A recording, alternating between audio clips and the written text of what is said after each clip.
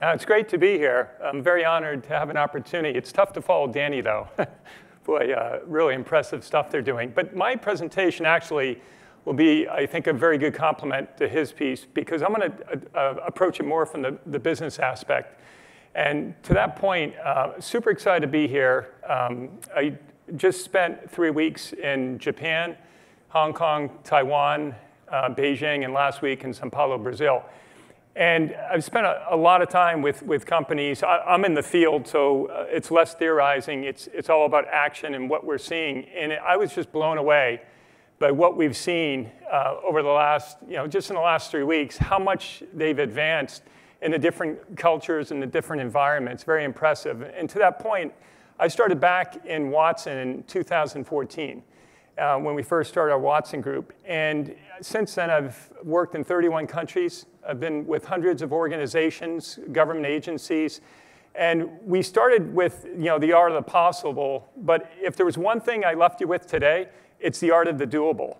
I've been personally involved in well over 100 implementations of AI in all different aspects across many industries. And if I look at it, absolutely, there's great opportunities for more opportunities for the long term, but there's a lot of opportunities today. And again, if there's one thing I'd leave you with, it's the art of the doable. It's happening. There's thousands of real examples. You saw some great ones in the gaming, but across all the different industries. So very, very excited. But here's the context of what I wanted to share with you today in terms of the historical perspective. Over the last 60 years, there's only been 2 times where the technology has changed in a way that has allowed businesses to improve on an exponential curve.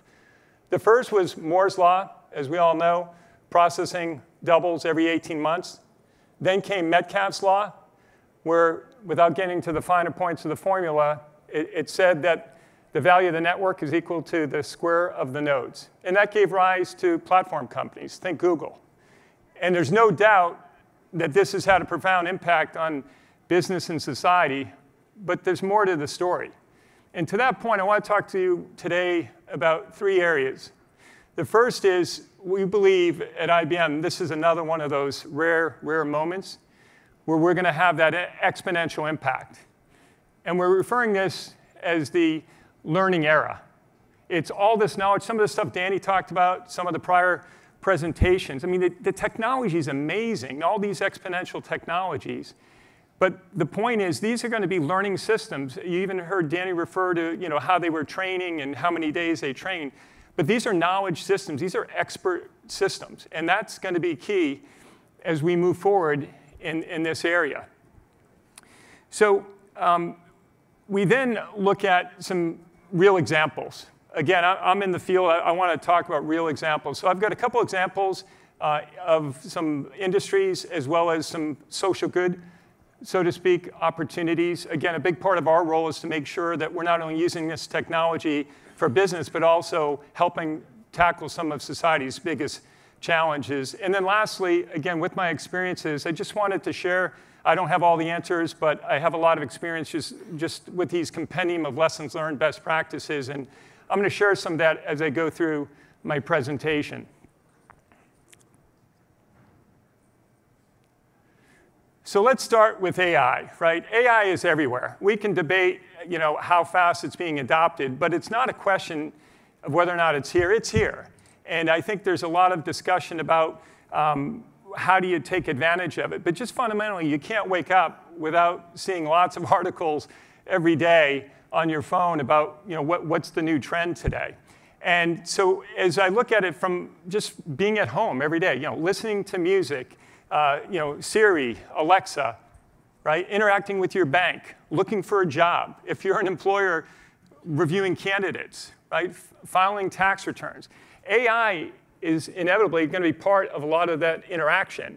There was a recent survey published that asked Americans whether or not they thought how much of their time was impacted by AI. And a third of the respondents said, yes, we interact with AI. The answer, it was close to 85%. So it's here, and it's permeating all aspects. And you're going to continue to see it grow, and we all have a responsibility, which I'll get to a little later. But it's exciting. There's so much opportunity that's going to be driven by the advent and the, I think, acceleration of AI as we move forward, because it does have a very enabling capability. The next part is just around what I'll call the graying between the consumer and the enterprise markets. And I say that because we all have this hyper-personalization at home. We've had these experiences with all these technologies. You act a certain way, and your expectations are through the sky, because to me, it's like this hyper-personalization.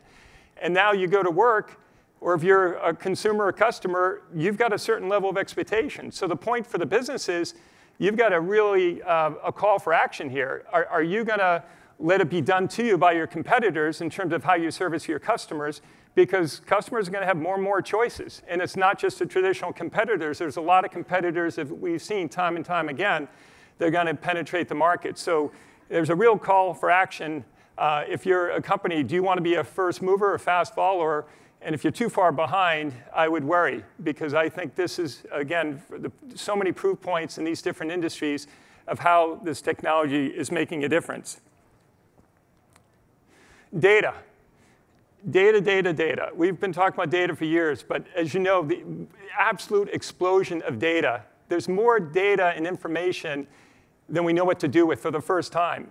And it's not just the volume of the data. We have amazing, some of the infrastructure and cloud, back to the point of Moore's, Metcalfe's laws. There's so much we can do today with the volume, but it's also the source and types of data that's become a big challenge for us in how you make sense of that data. And I look at it through two perspectives on some of my experiences. The data supply chain, nothing new. But when you look at collecting the data, organizing the data, analyzing, curating, annotating the data, and then on the demand side, you look at how it's being utilized, consumed, and leveraged.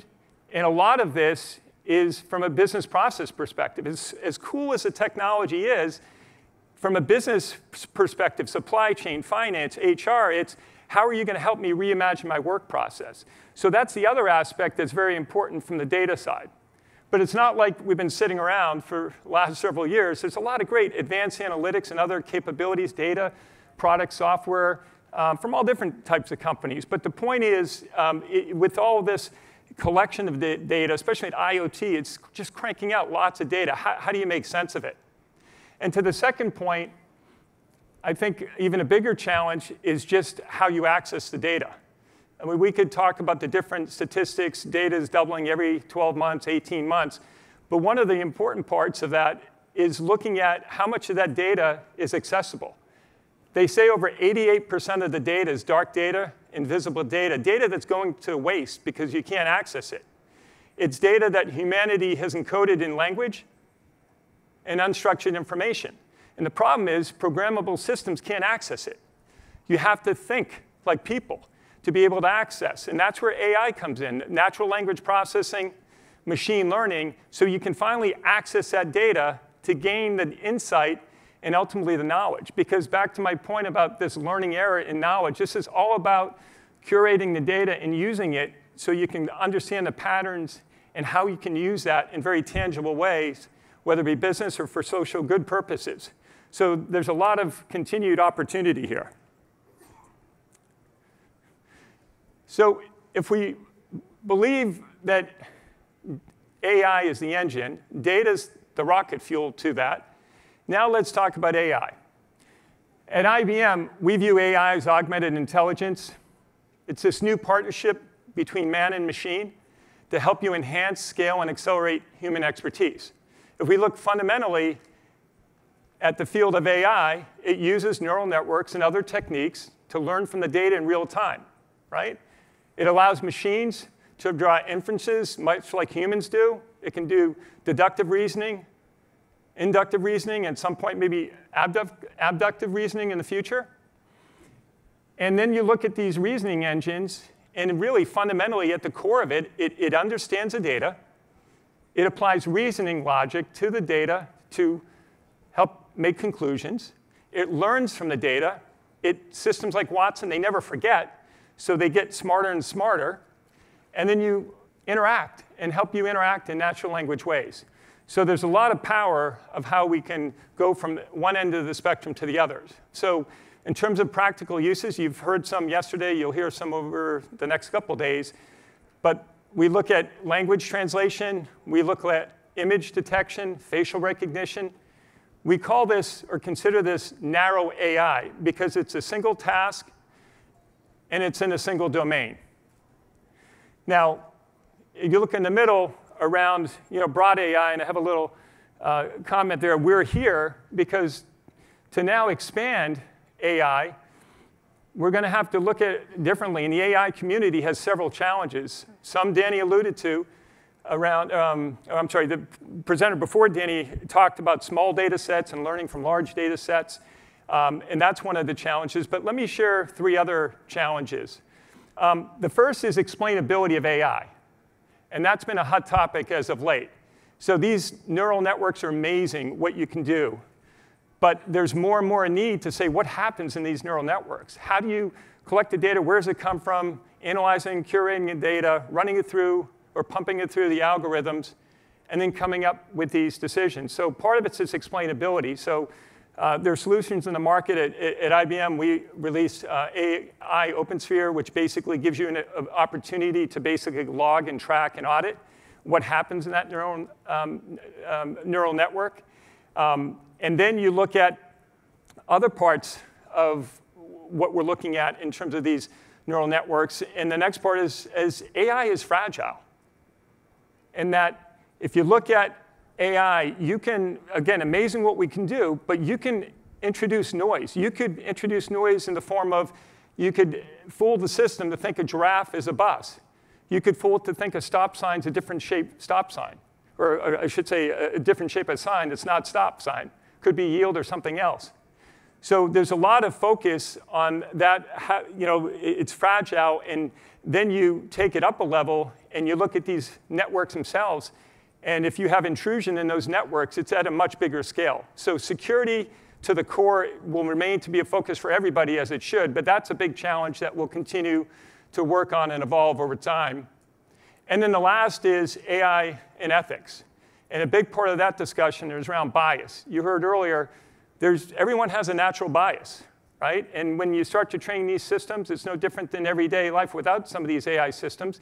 You have a natural bias. So when you approve a loan, maybe someone applying to a college or for a job, and you always, maybe the interview is always predisposed to a certain college, but maybe they don't have the right skills. So there's this whole bias. So we want to be able to have an explainability path to make sure as you make the decisions, understand the decisions, how you reach the explanation, scan for bias, and then detect, are there some worrisome outcomes?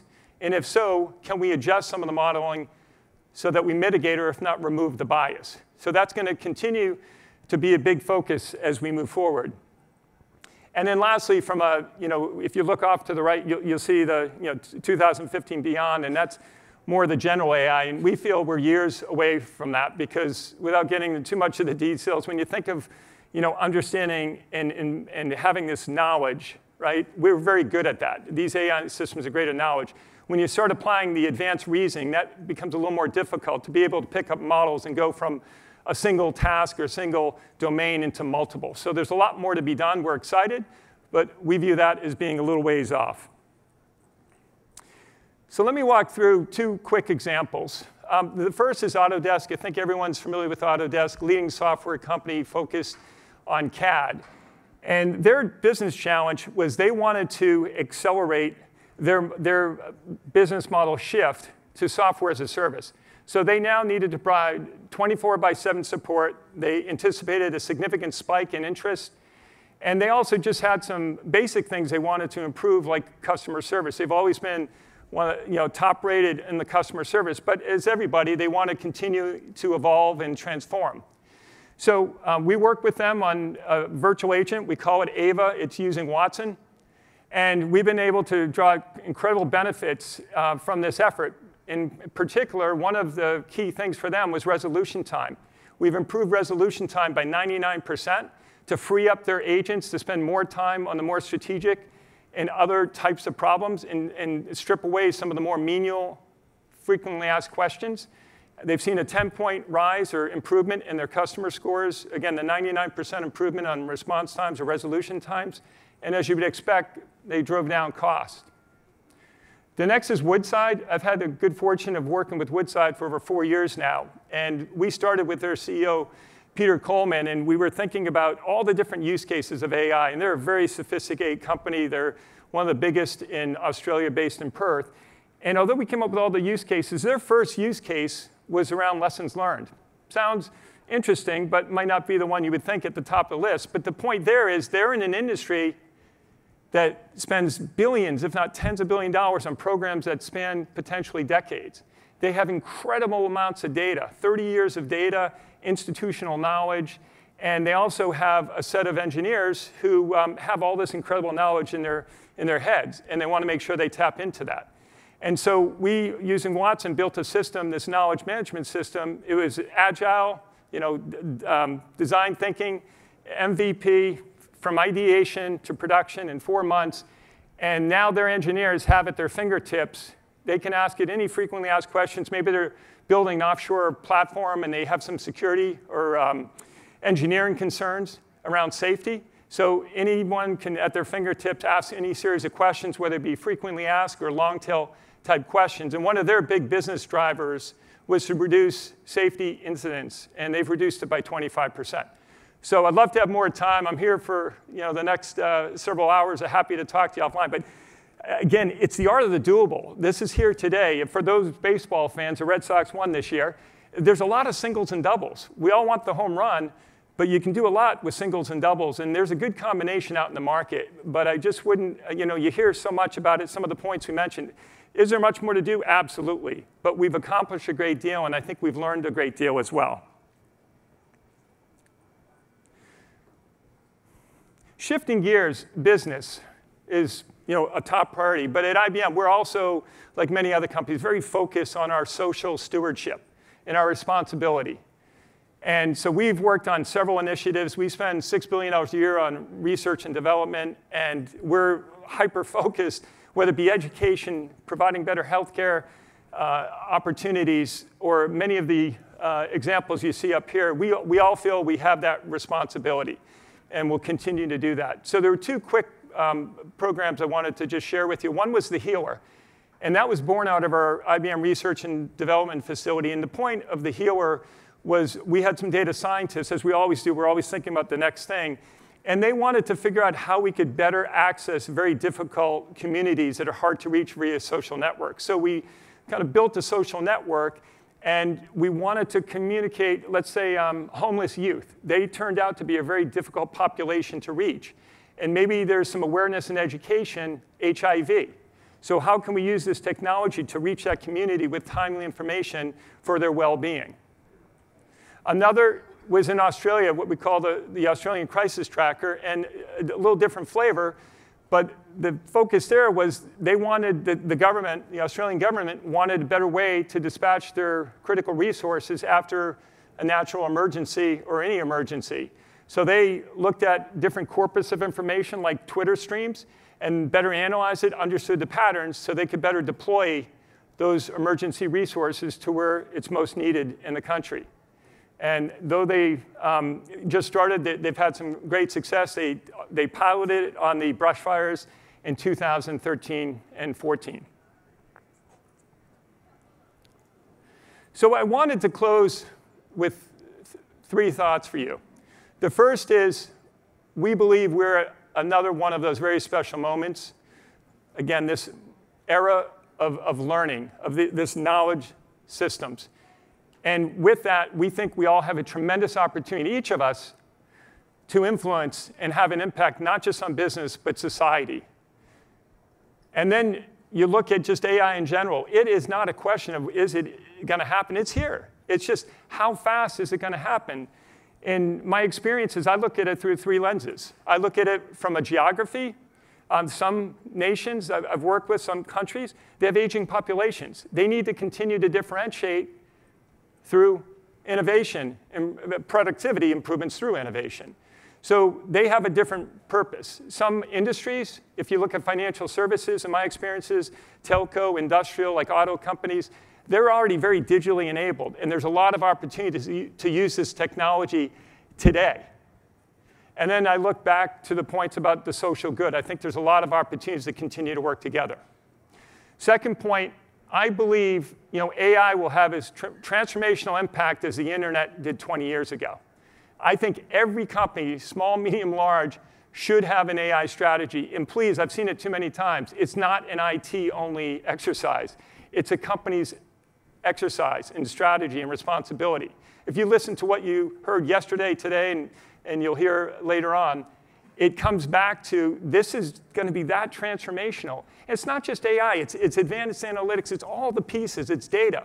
But if you believe that this AI is making that difference, that data is creating insight, insight's creating knowledge, and that knowledge ultimately is going to be your IP.